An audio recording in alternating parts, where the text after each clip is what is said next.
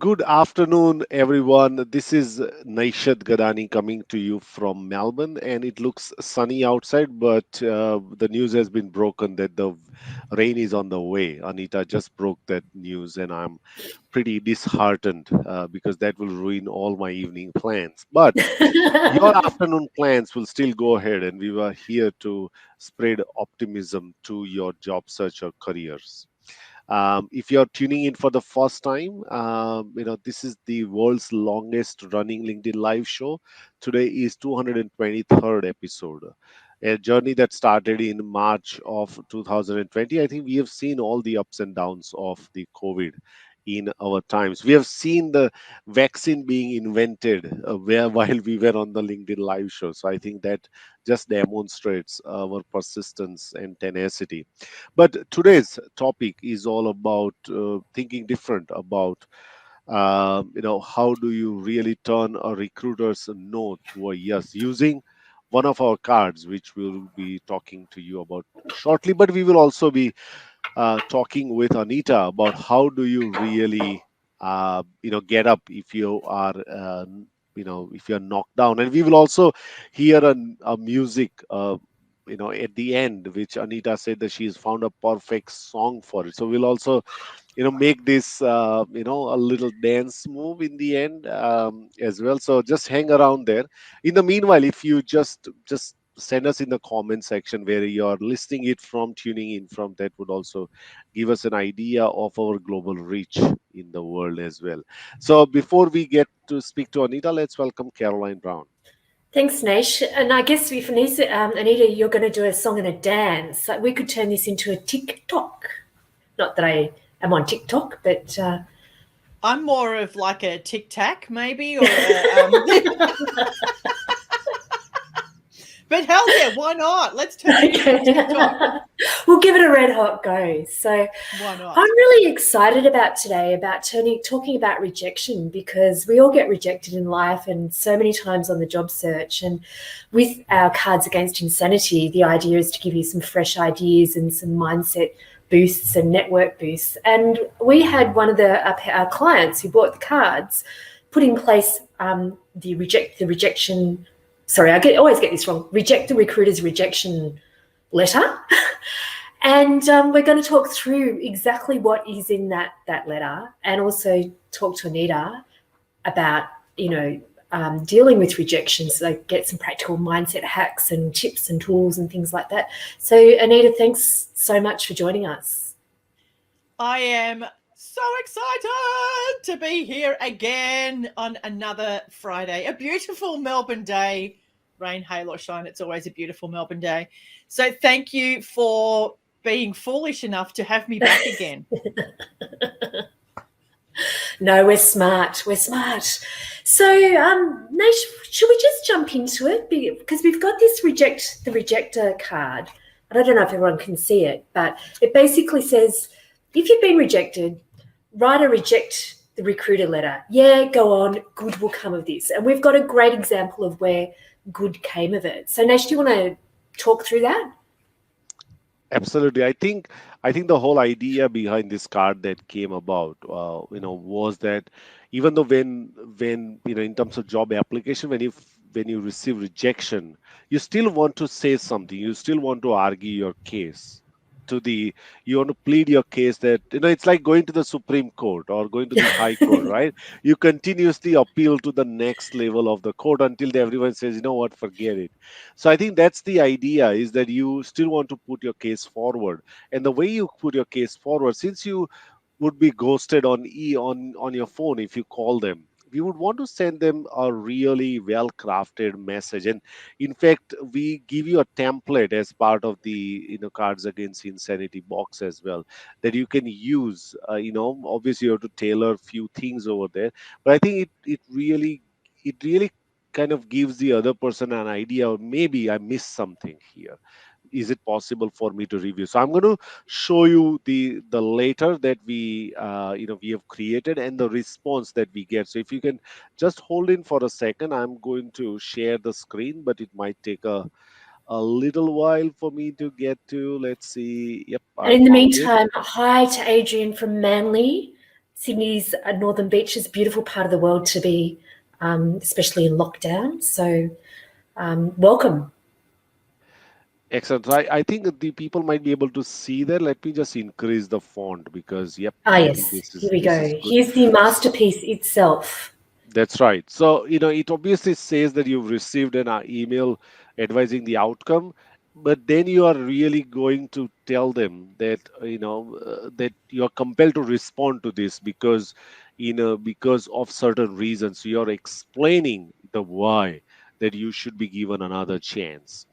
And in this one here, this is where you really highlight that how concisely, this is not writing a cover letter where you have to redo the whole thing, but concisely two or three points which are the thrust of the application, the thrust of the job, and you highlight what are the basic requirements of the job and how do you meet those requirements or you exceed those requirements. And then you are asking them for a meeting or a personal discussion, not asking them for an interview again, right? And I think that also breaks the barrier that you're not really pushing too hard, but you're just asking for a meeting to further explore where you may have gone wrong, or to really discuss what you could improve in your application moving forward. And also saying that these are the times that you are available. I think being in lockdown and due to pandemic, I think it is wise for you to say these are the times that I'm available on a Zoom or MS Team calls. I think that really puts the kind of onus on the receiver to give you a response, and that's the whole idea here, is to really communicate back to them.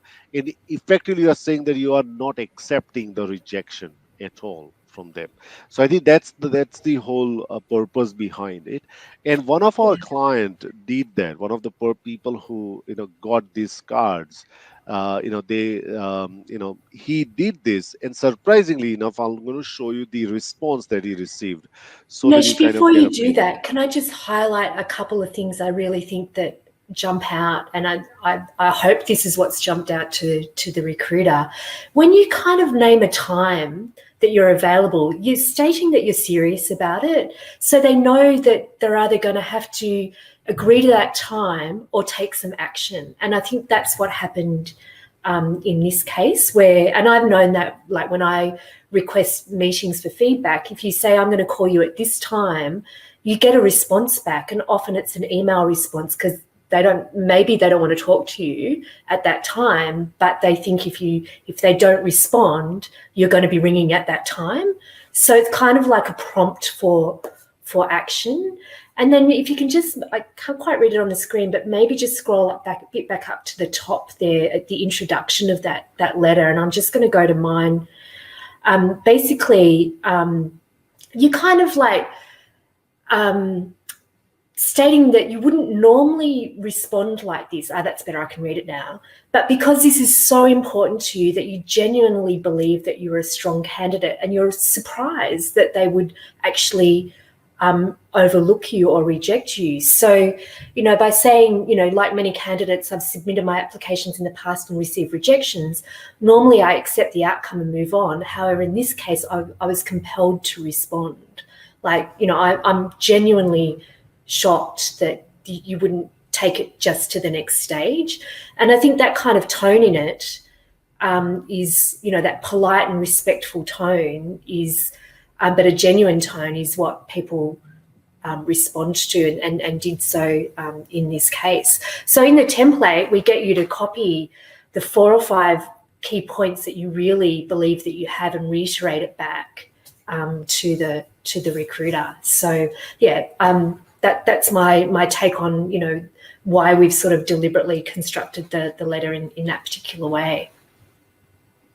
Excellent. I'm going to just show you the response that we received as well, just to get a sense of the response as well. If you can just hold in for a second, this is the response that received. If you see that, if you read the first line, it says, "I appreciate your feedback and frustration." That just demonstrates that how much they also understand that the whole process would also be quite frustrating, and it's also an acknowledgement that somebody actually read the letter.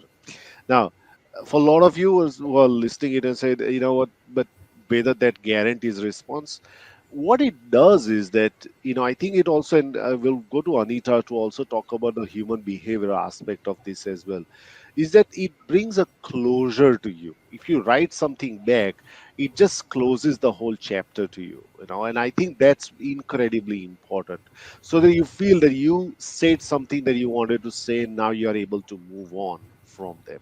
And that's the whole idea. I'm pretty sure that if the same recruiter receives your letter 2 or 3 times, the recruiter, it will really compel the recruiter to think that, hang on, I may have missed something in the application. Maybe I can re-look at the application, or maybe I give this person a call to figure out that what else that he or she wants to do. So I think and it just starts a conversation as well. So I think that's what the whole idea behind the later as well. KB, anything you want to add to? Then we go to No, Anita. I think you said it perfectly. And also, often, your application may not have been looked at. So it might have just, they might have gotten 10 great applications and processed those. And then just, a relook, prompting a relook with that kind of response as well. So we are absolutely delighted to get that call from your client that had bought the cards going, I got an interview. So yeah, and I suppose, yeah. So Anita, what are your thoughts around kind of, rejection and how to view it? Well, first up, I love that letter. And there's one word in there particularly that absolutely struck a chord with me, and that was compelled. When you write in something, that word is so powerful because, you know, if you are compelled, you are absolutely driven. I could not do something about this. I've had people, I remember I had a lady on LinkedIn got in contact with me, and it was very similar. She said, look, I don't normally reach out to people, but I was compelled to contact you. I looked through your profile and I was absolutely compelled to contact you. I could not respond to her in the positive, look at her profile, go through it in detail, respond to her, give her a message. And we have since had a number of really impactful and fruitful conversations. So that one word in there, right up near the top, super duper powerful. That's step number one. Now, rejection. Oh, I mean, hello. Has everybody faced rejection in their life? Oh, in every single way. Dating, internet dating, you name it. With like friends, jobs, lovers, all that kind of stuff. We've been rejected all over the place, and we can do things to look at it completely differently, from a different perspective, from a different angle, so that we don't take it quite so like a knife to the heart.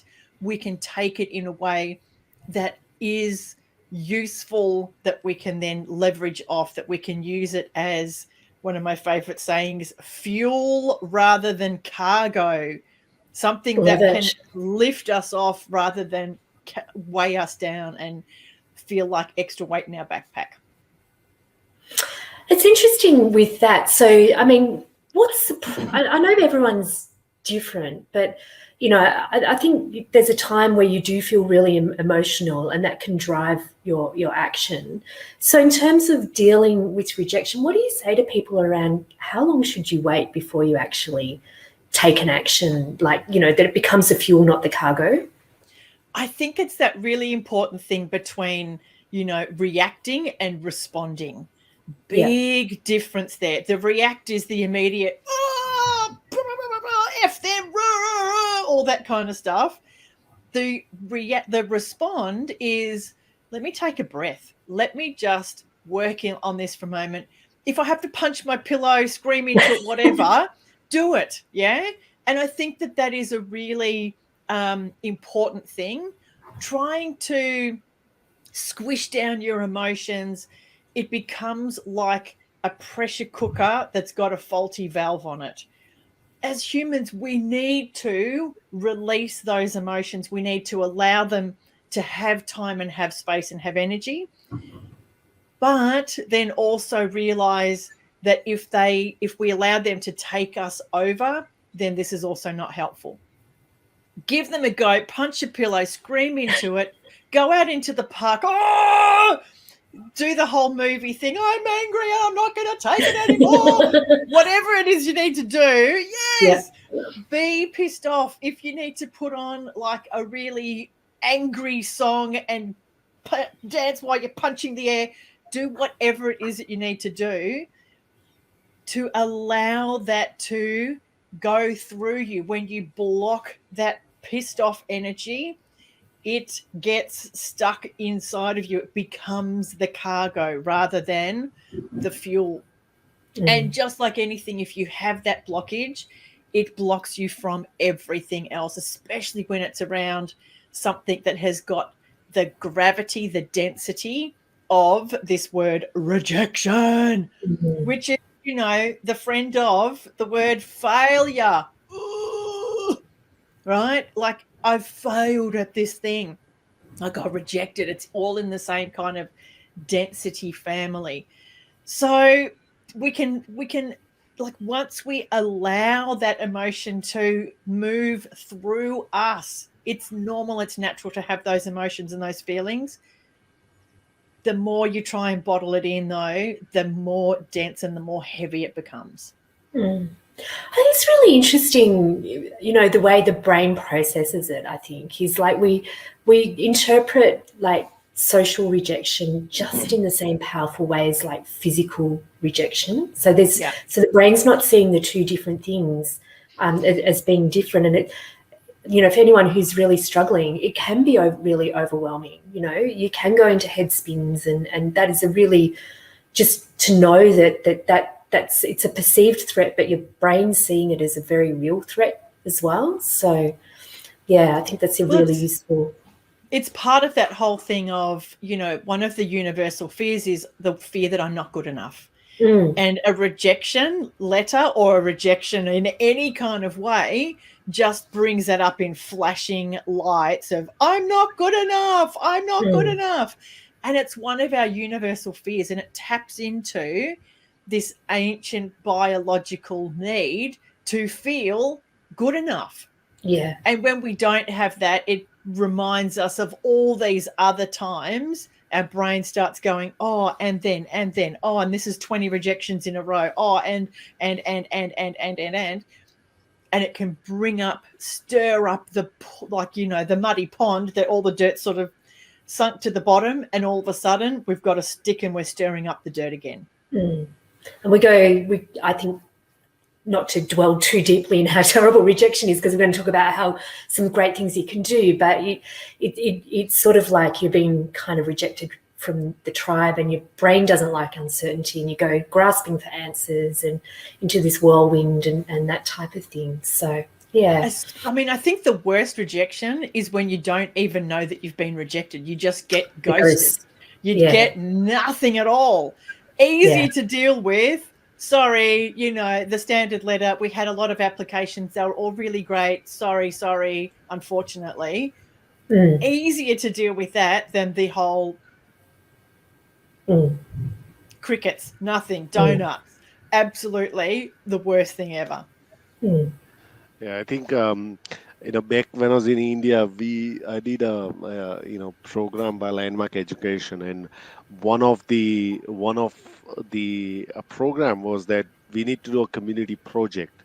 That means that we got to go out and really share our project with other people to inspire them to be part of this. And there was an exercise where they ask you to go and talk to somebody, and the other person has to really be really stubborn by not listening to us, right? And at the end of the exercise, the coach said, there was, so how did you go? I said, no, this guy's not listening to me, blah blah blah, he's just rejecting me. And he said that he's not actually rejecting you, he's rejecting to what you're saying, not you as an individual. I said, oh God. So that was a kind of a moment for me. It said, my conversation is rejected, not me personally. He's not saying that I don't like you. I just don't agree. I don't like what you're saying.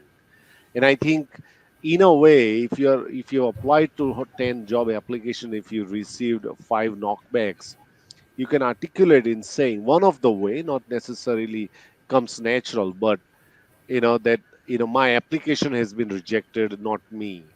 Okay, my application has been rejected, not me. And I think that's a very powerful exercise. It becomes one. We don't have that amount of awareness like Dalai Lama or everyone else has got. They can actually see two things differently, but in fact they are two things separately. I've approached many people for coming on LinkedIn live show, and some of them said yes, and a lot of people have said no. And that's so I've kind of learned that they are saying no to my request, not particularly to me as an individual. Yeah. And I think that's also very important to distinguish between who we are and the kind of request that we are making to someone. 100%. It's that same thing of, people who say, "Oh yeah, I'm really anxious." No, you are a person, but you have anxiety.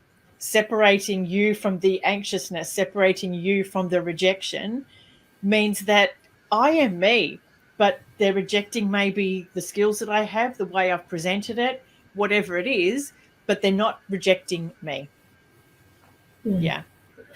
So, what kind of hacks? Because you do a lot of work around confidence coaching with people, and what kind of hacks would you suggest in terms of dealing with rejection, but also boosting your confidence around that process as well? For sure. So one of my favorites is the saying, there's no such thing as failure, only feedback. We get to choose how we take whatever it is that comes to us. And that's because of a formula. I love life formulas. A formula that I've created called E plus R equals O. Event plus response equals outcome.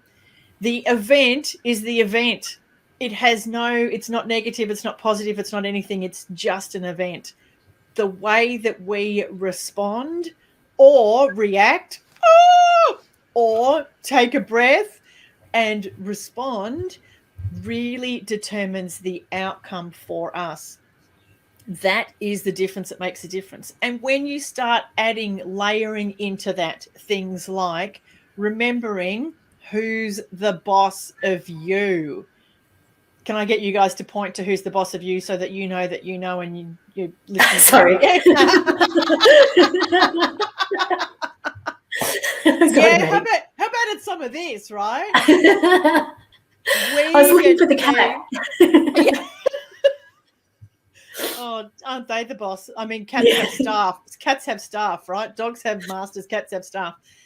When you add on the fact that we are the boss of ourself, we create the response, and that's based on a whole raft of different things in our past, the way we think about things, our beliefs about ourselves, our beliefs about the world, our beliefs about all kinds of things, our behavioral profile, all sorts of things, even down to my physiology in the moment.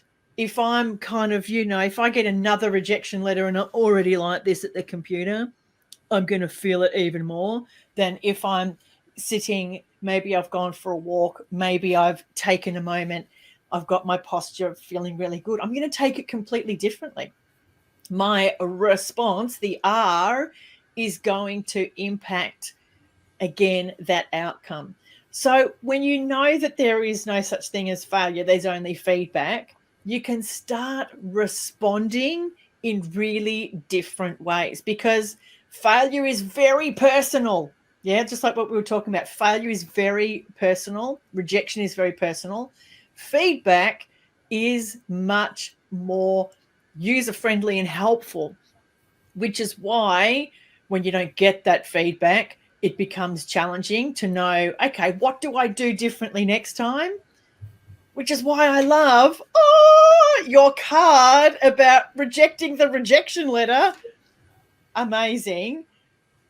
The impact of doing something so simple. I mean, it's simple and so powerful. And I think it's oftentimes those small things that we miss. We Mm. think it's like, oh my God, I have to completely change course, or I have to completely change my resume, or I have to completely change massive wholesale changes. And it's not. We can make some change. Now, the other of the life formulas that I absolutely love in this is one that's, again, super simple. And it goes like this: be plus do equals have. Who do I need to be plus what do I need to do to have what I want to have? Now, I know a lot of people, this used to be me also. My life formula in this space was do plus do equals have. What do I have to do plus what else do I have to do, and what else do I have to do, and what else do I have to do? Oh, I've got to do to have what I want to have. I don't have to tell you that formula only creates burnout, overwhelm, stress, and frustration every single time. I know, because I've been burned out myself half a dozen times at least, to the point where I've quit jobs without having any other job to go to, like woken up and just gone, I can't do another day in this work. When you change that formula and you start looking at who's the person I need to be first, then adding in what is it that I need to do? What are the tweaks I need to make to my resume? What is it that I need to, what are the different words I need to use? I know, because I've looked at a lot of people's resumes myself, that we are the worst at writing our own resume. We undersell ourselves by a lot. And there are some people that oversell themselves so much that when they get into the job, then they're like, oh my God, I can't do this. And they get found out, which is a bad way to live your life, right? But most people will undersell their achievements, their accomplishments by a lot. So getting that support to get that language out of you, to get the experience out of you, to be able to put that onto a paper, that's a doing, that's an action. But who's the person I need to be that is employable, that is absolutely employable? What are the values that I need to have? What are the beliefs that are going to support me in work, in finding work, keeping that job, being able to speak and sell myself at an interview? That then creates the have that you want to have. And that doesn't matter if that have is a job, whether it's an interview, whether it is a cake, I don't know, whatever it is. What is it? But the being, who is the being that I'm being? Work on that as a number one. Every I single love that. time that my clients have done that, as they've increased their beingness, added some do, their have has always just taken off. Yeah. It's an interesting formula because the B, the B is the employable, but it's also the values that you're saying. So, instead of being that person that takes a long time to process or hops things on the chin and doesn't do anything, being the proactive person, or being the curiosity, the person with curiosity in that space is like and then that helps you kind of, ironically, I reckon, well, not ironically, but you understand who you are, then you're taking the actions aligned with who you are, and gets you the right job because you're the whole person going for that job. So, you could be fantastic at sales but not love sales. But if you understand the B, then the do becomes something else that you go for. So, and it becomes, as you said, that alignment becomes, and that alignment of who you are plus what you do, when it is just like synchronized together, that makes everything easier, because people's bullshit radars don't go off, right? Because we have these built-in, tuned-in bullshit radars. And I think, recruitment staff have got theirs very finely tuned. to what is being said versus what they're feeling. What is it that they're kind of feeling, and what are the words, and is there a match or is there a misalignment? Where there's that misalignment, I think that is the space where people fall through and don't get the jobs. If what you're saying and the person that you are is super aligned, it means you don't have to lie. It means you don't have to remember anything either, which is important because I'm blonde and I forget everything. But the closer that alignment is between the person that you are and what you are doing, the easier life becomes. We've got a comment from Sharon Arthur, who says, "I love you guys. Thank you. I learn something new every day, every episode. Keep up the great work." And that's wonderful to hear. And then another comment from a LinkedIn user, I can't see who it is just on our screen, says, "Mysterious one." That's right. The job that you want is out there looking for you. The rejection is a redirection. I love that. But the idea of responding with rejection to the rejection feels like, when it feels like a really great fit, is so in alignment with a self-confident and empowered identity, the B. Yes. There you go. So, yeah.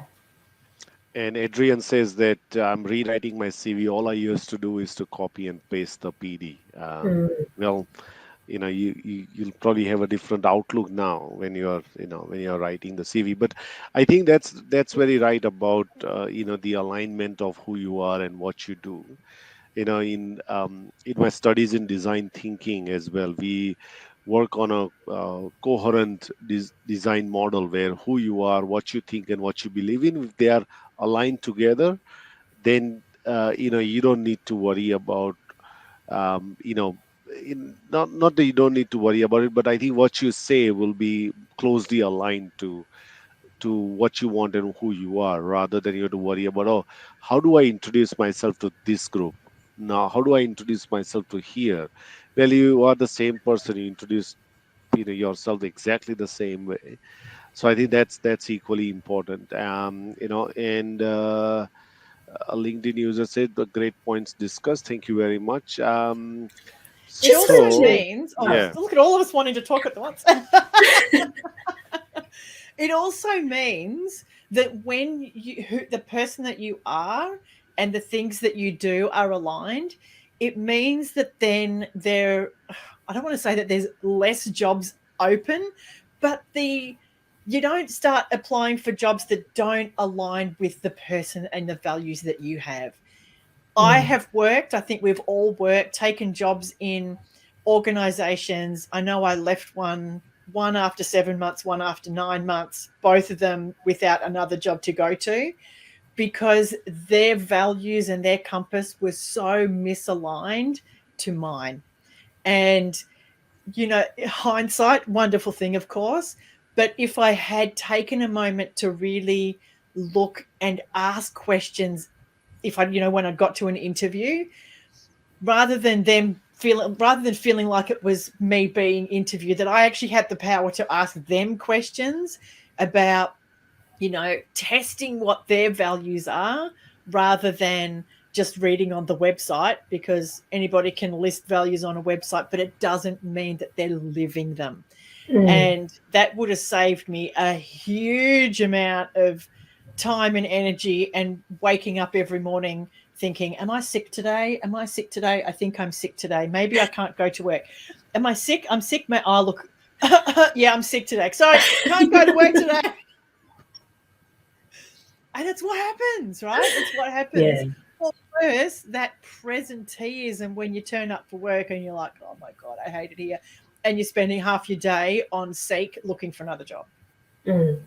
Yeah, it's funny because, when I do work with people on their resumes and LinkedIn profiles, the questions that we open up with are, what do you enjoy? And they're basic questions, but often, you never stop to think about that while you're working. But while you're not working, you want to start with that really self-directed job search. So, what could you talk about all day without somebody paying you? What do you enjoy? What do your clients say about you? How do you support people?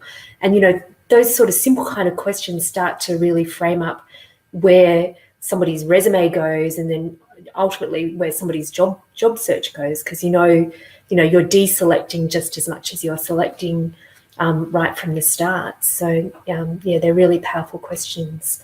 As in internet dating, as in job searching, Mm. getting rid of the duds is a really good thing to do. Like, just get rid of the duds, get rid of them first. Yeah. Just wanted to jump in and say something before I forget, because I'll probably forget it by the end of the show, is that I've been working with people, reaching out to people cold on LinkedIn. And, you mentioned about that person saying, I was compelled to reach out to you. So many times, we've sent emails and haven't got a response, but we've followed up. Like, there's been no response, and followed up with, and which is a rejection. People perceive that as a rejection, but quite often, people get busy. It's not, they have to think, it's not top of mind. Like, it's a whole bunch of other things going on behind that. And so we followed up with, this has been so important to me, like that I want to give it another shot to reach out to you, in the same kind of vein. So, dealing with that, like this, being genuine about the reach out, but genuine about the follow up as well. So, that's really worked for people as well. And look, I've had that myself, where people have sent me an email, and in my head I've gone, yeah, absolutely, but in the middle of doing something else right now. And then, that email kind of goes onto the next screen, and like below the fold kind of thing. Yeah. And when people have come back to me and said, hey, Anita, just checking in, did you get my email? Hello. And like most times, I mean, there's sometimes I'm not, but most times I'm like, oh, thank God, thank you for just reminding me. Yes, absolutely want to be involved. Absolutely, this is, sorry, it just fell off the bottom of my to-do list kind of thing. Most people want to help other people, full stop. I will do as best as I can for most people to give them a moment of my time or whatever it is to help. And if I can't help, or if I'm not interested, sending a quick email back saying, no, thank you. It's that closing the loop. Yeah. And I think it's that thing, like, often in that process, like, you've got to take ownership for your communication in that email. So if somebody's not responded, it's like, have you made it too hard for them? Are you not being clear in the question that you're asking? So you're making that person do, like, you take ownership of the way that you communicate and the way that you get across. And I've actually had quite a few clients that have gotten great meetings and great leads from following up a second and a third time, but they've got to get over that barrier of, I'm bugging people. It's real, which is it's the stuff that you hold yourself. But, like you say, it's just flitted down the inbox list. So, yeah. And, I had an email. I'm doing some work with an organization, volunteering, mentoring some stuff, some young people. And I got an email, and it was this long email, and it was like 47 different things. And I was just like, yeah, look, I'll look at that later. It just felt like it was too much brain space all at once, too much stuff. And I didn't ignore it, but I didn't respond to it either. And thankfully, the person got on the phone and said, hey, Anita, just checking in if you got the email. I was like, yeah, I did, but oh my God, please, like, not so much all at once. Whoa, like, too much. I remember a few years ago, I was talking to a very good friend of mine who was following, I can't remember what the thing was, but it was an email system that was like 5 sentences. If you couldn't say what you wanted to in 5 sentences, then either break the email into some extra bits or just make a smaller ask. Because if you can't say what you want in 5 sentences, it's too much and it's too hard. And I love that. I think the more concise we can be, the better. Absolutely. Excellent. We just missed a few comments. Sharon says that I think sometimes timing has a lot to do with our confidence and percentage of doubt we allow to creep in. I often look back and say, "Thank God I didn't take that job." As well, that's a very good insight. Adrian says that, well, we are all human after all. Never hurts to remind or follow up. That's really good. And I think LinkedIn user is Marcia. Hello, Marcia. And I'm loving this episode. Thank you. I truly believe that we are the most impactful and in our true leadership potential when we align to what we do with who we are, and Mm. what we love. Absolutely. So now, thank you, Marcia and Rihanna, Emma, and everyone else who's been commenting, and we glad that you are enjoying this episode. I'm just going to go. I love these cards. Whoa! I have a set. I love the yellow box. Yellow is my favorite color. I used to have a car exactly that color, so it makes me very happy. Well, thank you, Adrian, and thank you, Anita, for bringing music, laughter, and also a lot of hope and optimism to our show as always. So thank you again for being a great part of the show. You're so welcome. Thank you for, as I said, being so silly to have me back again.